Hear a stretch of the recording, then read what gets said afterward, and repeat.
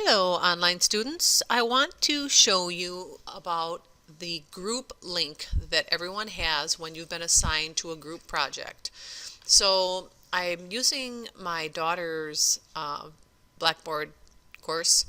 I put her in our course just so I could just give you a student view of what this looks like. So she's been assigned to formal assessment group 20. So when she wants to communicate with her partner on this assignment, she's going to just click on this group assessment number 1, and then it brings down a bunch of different options here. So there's some choices. She could collaborate with her partner by tapping on collaborate. I'm going to open it up in a new window, and by tapping on collaborate, you have ability to have a video conference with your partner. So you could tell your partner, hey, let's meet at 3 o'clock and collaborate. So then each of you at 3 o'clock would click on collaborate, you'd click on join room, and then you would see each other and be able to talk to each other right here through your computer. Another choice you could have is file exchange. If you click on file exchange and go up in the upper left hand corner, you could maybe, share your PowerPoint or your Word document or a video. You just go and search your file, click on add file, and it'll ask you to search your computer, and you just add your file there. So it's a good place to drop your files for sharing.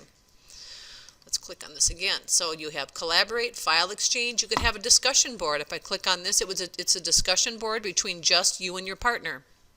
So if I click on the discussion board forum here, click on this, and then I click on create thread.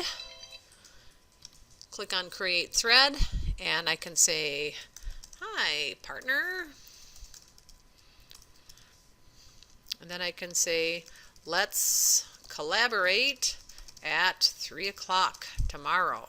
Or let's be more specific, because we don't know when our partner is going to read it. Let's say, let's collaborate at 3 p.m. Tuesday, and submit that. So now once that's submitted, when my partner goes into the discussion board, she's going to say, hey, my partner, Allison, sent me a message. Let's see what she's talking about. So that's the group discussion board.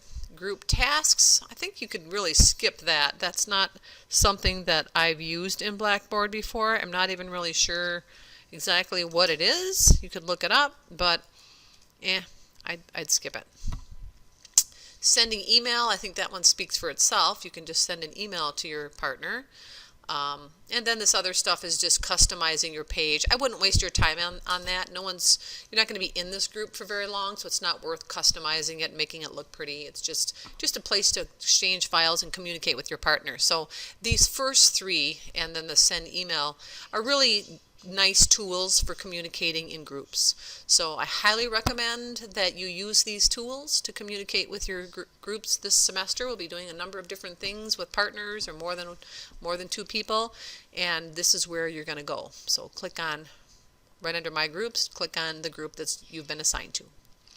Any questions, just email me. I look forward to seeing your formal assessments next week.